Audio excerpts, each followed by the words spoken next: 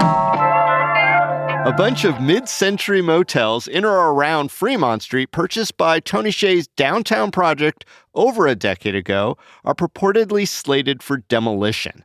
They've fallen into grave disrepair. Some call it blight. Today on CityCast Las Vegas, we talk with Review Journal reporter Eli Siegel. He's been closely following current developments of the Hsieh Estates holdings.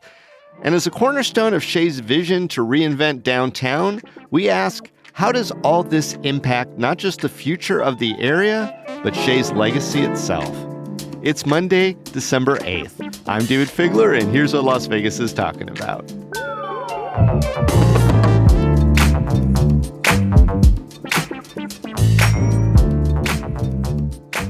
Hey, before we get into today's great episode, I want to let you know it is the year-end membership campaign, and we are declaring 2026 the year of local. It's our push to help people get more deeply engaged with where they live as a way to build real connection in, let's face it, an increasingly disconnected world.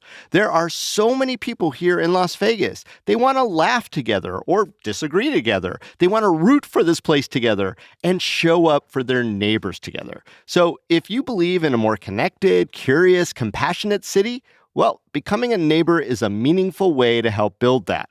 Membership, it helps sustain this show and helps listeners plug into the local conversation in a deeper, more intentional way. That's important. Neighbors unlock perks that help you get, and give more from your city, including these great meetups that we do all over town. The next one coming up is at Crush Pad Wine Bar, the amazing award-winning, new on the block, but what a wallop Crush Pad Wine Bar. And you also get neighborhood shout-outs. That's where you could share some special love for the organizations or businesses that you care most about. So go right now to membership.citycast.fm, where you can join, whether it's $10 a month or $100 a year, and you'll unlock all those great perks like ad-free listening. And when we have them, some special merch items, including, if you join today, a free CityCast beanie, gorgeous beanie. So go right now to membership.citycast.fm and become our neighbor. Eli, what do we know about the history of some of these motels that seem to be slated for demolition now? Did they have better days before the downtown project started snatching so many of them up? Well, at the very least, they were open. I don't know about how if maybe describing them as having better days might be a little, frankly, overboard. But as far as I can tell, these motels that the downtown project purchased around 2012, 2013 had all been open and operating for decades. By all accounts, from what I've heard, not just when I reported this story, but over the years, just motels in general along Fremont Street have typically had a pretty seedy past. And these motels in particular, I can't say all of them, but at least some of these motels in particular that Tony Hsieh ended up buying had a history of, people who were going there who were, using drugs, who were prostitutes. And so it had a very unsavory clientele, for lack of a better term. And for those people who don't know, that was kind of the area between like around 10th or 11th and all the way up to 14th Street, which, even in their original glory days, I've seen postcards from it. I live in that neighborhood and I'm kind of a fan of the history. They were pretty beautiful. I mean, these kind of classic Route 66-esque mid-century big courtyard drive up motels. And I know my dad used to come out here in the 1950s. He would stay at those motels, it was that thing. But yeah, they had fallen into disrepair. And by the time the downtown project had it for a couple years, they were all pretty much the ones we're talking about, pretty boarded up. So what was Downtown Project's game plan when they did buy up those properties around 2012, 2013? Well, by all accounts and appearances, I don't think they really had one. I think they were buying up as much property as they could. If you go back to 2012 when Tony launched the downtown project, and again, this was actually the year before he moved Zappos into the former city hall. But when he launched downtown project, it was essentially a $350 million investment fund. The bulk of that, I forget the exact number, but I think maybe it was around $200 million, was allocated for real estate. He ended up buying up lots of apartment buildings, office buildings, these motels, vacant lots. Like he assembled a huge collection of real estate. And at least when it comes to these motels, back in 2017, I actually interviewed the person who was then the real estate portfolio manager for Downtown Project. And he even told me in an interview that they didn't really have a plan for all these blocks that they were buying that the motels occupied. And it really shows because the only property that they actually did anything with was Ferguson's. This was a motel, I think at the corner of like Fremont 9th, Fremont 10th, I forget the exact cross street. But they redeveloped that into a commercial complex. They gutted it, added a coffee shop, a bunch of retail stores. That was a true and full redevelopment project that they did with that one motel. But all the other motels, as far as I can tell, pretty much just kind of languished. They were sitting there empty, boarded up, and just they never really did anything with them other than like literally just painting the plywood coverings that were on the boards. To make them look, give them kind of like a fun aesthetic look. But it truly was, in the most literal and metaphorical sense, just window dressing for these abandoned properties. Yeah, I remember driving by and you'd see like painted flowers on the doors and things of that nature. And it's just like, do something with the property.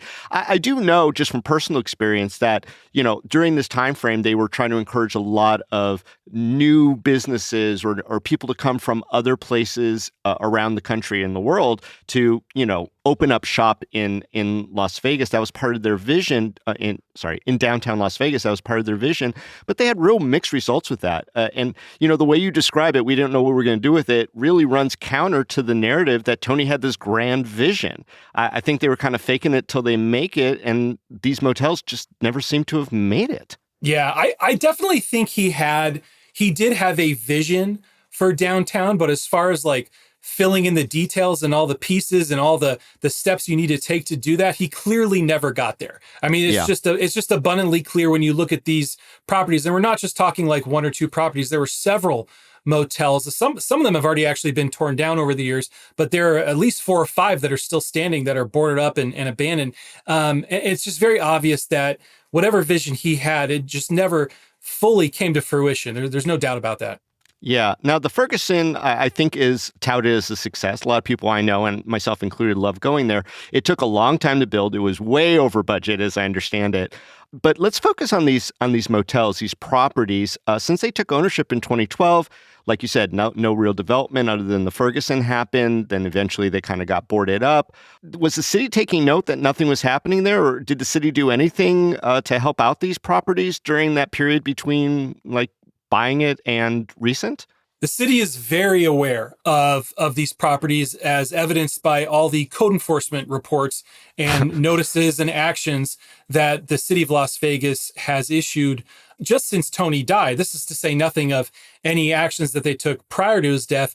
But for a story that we recently did, I asked the city for code enforcement reports, notices and orders, and all those kinds of things that the code enforcement division will issue since Tony died, to see what the condition of the properties have been since his death. And they have issued dozens of reports collectively for these properties. So they are very aware of the conditions and what is going on at these properties. There have been multiple fires that the fire department has responded to. There are, it's kind of a constant battle with homeless people and squatters getting in, or at least, taking occupancy somewhere on the property. There's lots of trash that the city has notified the management about to clean up. So the city's very aware. I got a statement from the city's public information office for this recent story that we did about the motels.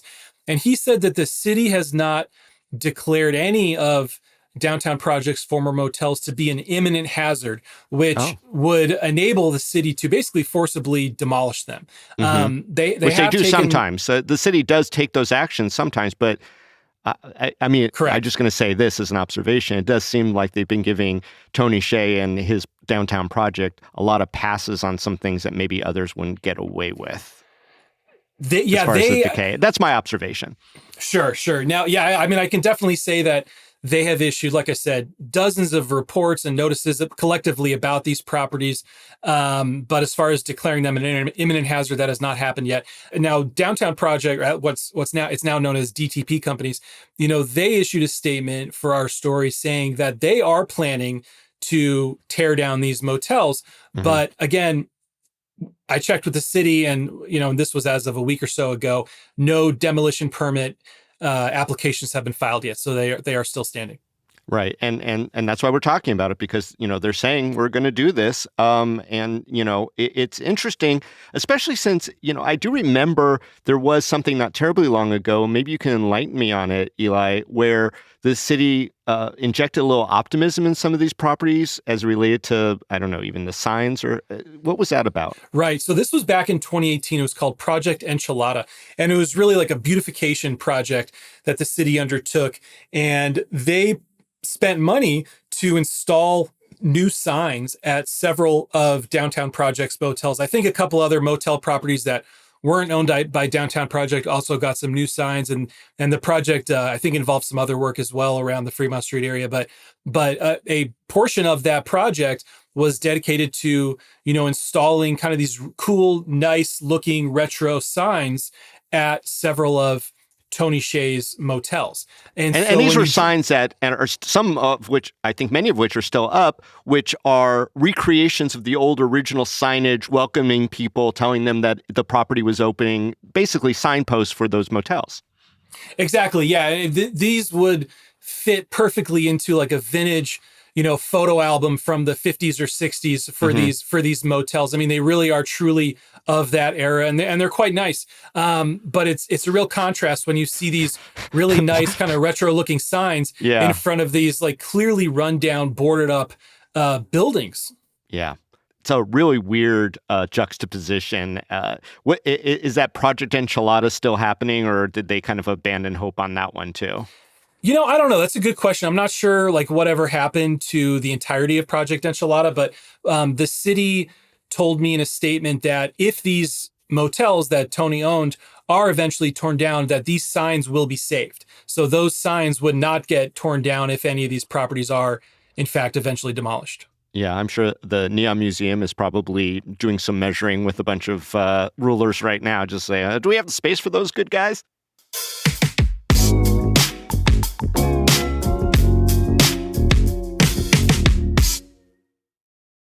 Well, it seems like crunch time comes earlier and earlier for holiday gift giving.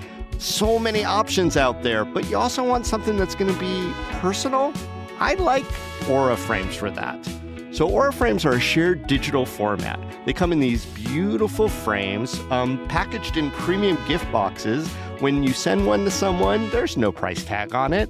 And immediately, with an easy mobile app, you start uploading the photos that you want to share with your family. You can't wrap togetherness, but you can frame it. And for a limited time, save on the perfect gift by visiting auraframes.com to get $35 off Aura's best-selling Carver matte frames, which have been named #1 by Wirecutter by using the promo code CityCast at checkout.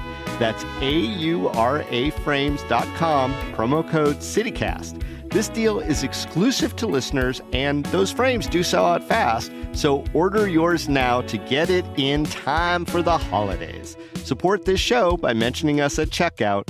Terms and conditions apply. This episode is sponsored by Babbel. The idea of learning a new language can be scary. I felt overwhelmed by that. I bet you have too. I'm CityCast CEO David Plotz, and studies show that up to 90% of people trying to learn a new language give up. 90%. Fortunately, Babbel's built so that it's really easy to get started and really easy to stick with it. They understand that people learn differently. So maybe you can dive into a podcast on Babbel when you don't feel like a quick lesson, or you can speak out loud to get practice in, or you can explore courses based on specific topics and even create your own customized review lists, all within the Babbel app. Babbel has made learning a language all about small steps with real wins and progress you can actually track and feel. Bite-sized lessons that fit easily into your daily routine and are also easy to remember. Just 10 minutes a day is enough to start seeing real results. I've been learning Spanish with Babbel, and it's helped when I've traveled in Mexico, and it helps me eavesdrop on my son and my girlfriend when they speak Spanish to try to fool me. No más, mi corazón. However you learn best, by listening, speaking, reading, or writing, Babbel adapts to your style and keeps you motivated with personalized learning plans, real-time feedback, and progress tracking. And right now, Here's a special limited time deal for CityCast listeners. Right now, get up to 55% off your Babbel subscription at babbel.com/CityCast. Get up to 55% off at babbel.com/CityCast.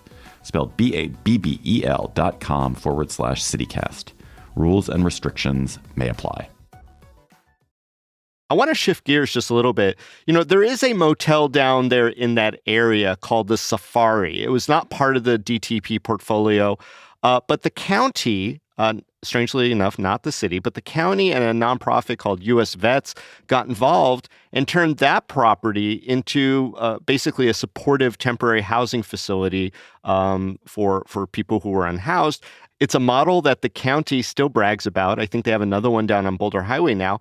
Is something like that being considered short of demolition? Or, are you hearing any thoughts about repurposing any of those motels? I have not come across, heard, or seen any evidence that there are any plans to refurbish, save, or redevelop any of these existing boarded up motel properties that Tony Hsieh owned. Literally the only one I've ever come across that had any kind of redevelopment plans was for the Fergusons. All these other properties, I have not seen or heard any plans to do what you described with those motels or anything else for that matter. Interesting. I also wonder, some of these seem to have some degree of historic value from a time, when Las Vegas was growing up. Has any group or of historic preservationists or anyone else kind of suggested that there's some other action besides demolition, or is it a kind of seemingly a done deal? I haven't, it's a good question. I haven't heard anything from any historic preservation group or any similar organizations who are looking to, theoretically take over these properties, spruce them up and somehow save them. I just haven't heard anything like that. So it doesn't mean people aren't considering that or thinking about it, but I just haven't heard that. But I will say that these buildings, they have suffered a lot of physical damage, and it would take a lot of money and construction work to make them habitable and safe, I would think, because there have been, all these properties I reported on, I think they've all suffered at least one fire, maybe several fires. Yeah. You can see the roofs caving in on a few of them. You can see that, some of them are still charred black from prior fires from a year or two ago. Yeah. So I do think that there are a lot of very valid concerns about the structural safety of these buildings. Now, I'm also not aware of any engineering tests or structural integrity tests that have been conducted on these properties that could definitively say whether they can be salvaged. But just from the outside looking in and talking to people who know about these buildings, they have suffered a lot of physical damage over the years. I wonder if those properties were more attractive, that they would have already had purchasers. I wonder, how does the mysterious will that emerged claiming to be Tony's last will and testament play into the ability to dispose of these properties, if there was even any interest? That's a really good question. It's hard for me to say off the bat, how the emergence of the will could impact the sale of the properties, because they're still basically fighting it out in court over who's going to be, whether this will be admitted and who's actually going to be overseeing the estate. It's still kind of, all the stuff is still kind of being hashed out in court. Now they have sold properties since this will has emerged. One example off the top of my head is there was a hostel actually on Fremont Street. I think at Fremont and 13th or Fremont and 14th, okay. that the estate sold after the will surfaced and that whole legal saga began. So I don't see how the will's emergence alone could prevent them from selling property. But I will say that in general, the sales process that the estate has undertaken has been moving pretty slowly. Tony assembled in downtown Las Vegas alone well over 100 parcels of real estate. Now, some of them, one apartment building might have 2 or 3 parcels. So I can't say it's over 100 individual properties, but easily dozens of properties that he had assembled prior to his death. And they've sold, by last year, they had sold a dozen, and they've since sold some more. But the vast majority of real estate that Tony had acquired is still, as far as I can tell, is still controlled by the estate. They have hired some, they've listed some of these properties for sale, but certainly not a majority of them. It's been a pretty small number that have actually been formally listed on the market with brokers. I have not seen any of these motels listed, like formally listed with a broker or on any kind of listing site or anything like that. So again, the sales process has been moving slowly. And so a lot of these properties that Tony owned are really just kind of sitting in limbo, as we see with these motels.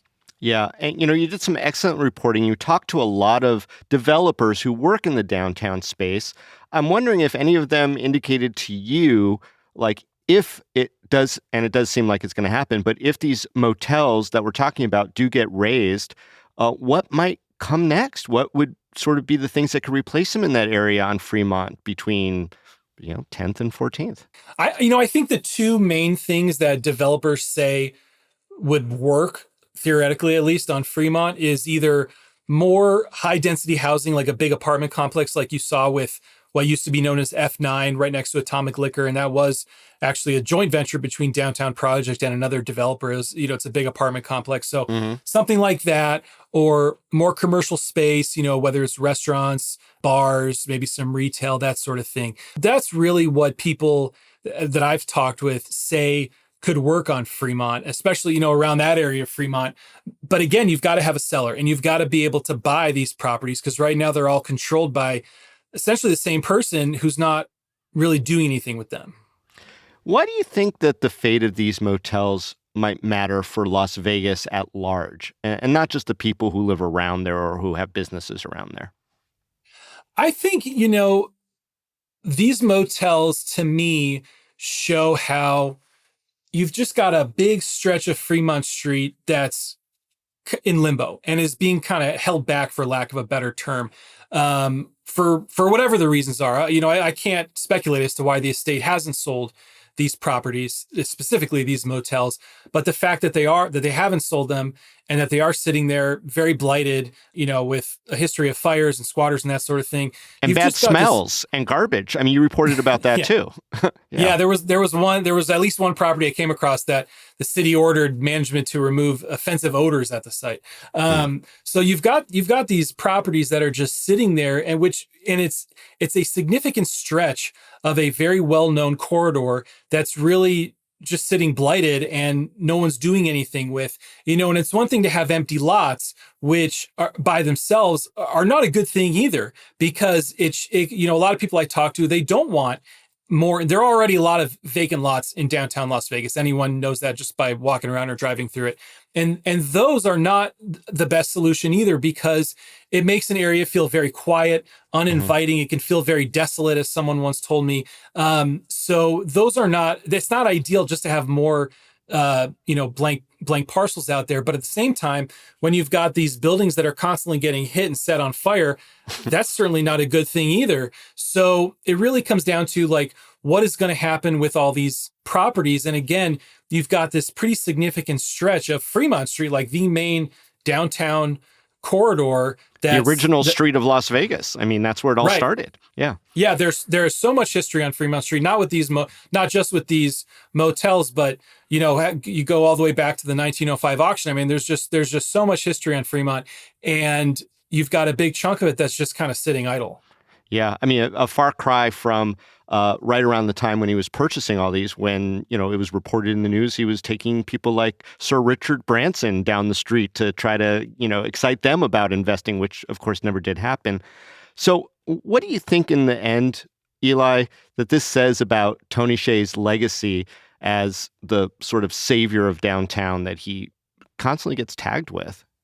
Yeah, I think it shows that he clearly invested a lot of money into downtown Las Vegas. And he, by the time he died, he was easily one of, if not the biggest individual property owner in downtown Las Vegas, at least east of the Fremont Street experience, outside of all the casinos. So he became a huge, very influential landlord and, real estate owner in downtown Las Vegas. But the fact that these motels are still sitting here shows that even before he died, his vision was not fully developed and it had certainly not come to fruition. And I don't think even he had fully, drawn up a plan for what he wanted to do with all these properties that he was buying up, because even before he died, these motels were boarded up and they were hit with graffiti and other problems. They were already becoming problematic prior to his death. Yeah, and a lot of the properties along Fremont Street were already starting to disappear. There was a giant dog park. There was something called the Learning Village. They did shutter the Inspire Theater. Things of that nature that were, highlights of Tony Hsieh's vision were on their way to getting shuttered even before he passed. But also, he was only one person. Now, he got so much attention for a lot of very good and obvious reasons because of all the money he was putting in, because of just how heavily he was investing and betting on downtown and on Fremont Street in particular.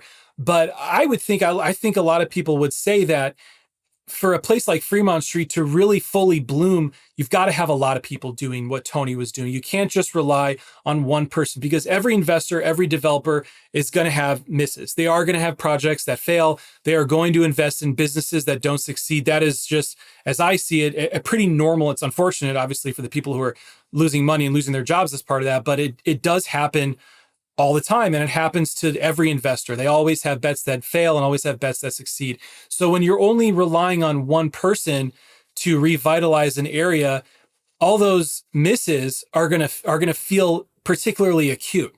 And I think they're going to be magnified because you don't have 10 Tony Hsiehs who are doing all this, who can kind of pick up the slack, and you've got a more diversified bet going on because you're betting it all. You've got your chips all with one guy, and whatever flaws he may or may not have, which would be another topic altogether.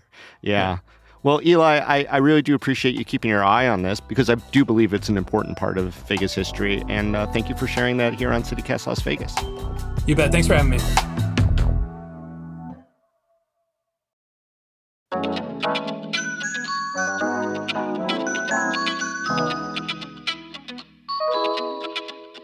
And that's all for today here on CityCast Las Vegas. I want to thank all the new and existing members for being there for us. We really appreciate everything you're doing, including Elise K, who recently sent us a little note.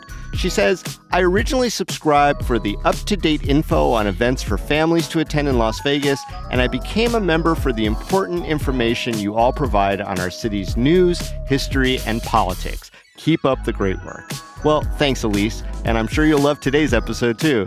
The Crush Pad Wine Bar event's coming up for our neighbors. It's actually sold out, but a little inside information, we saved a few seats for new members who sign up today. So head on over to membership.citycast.fm. Now, if you enjoyed the show, go tell a friend.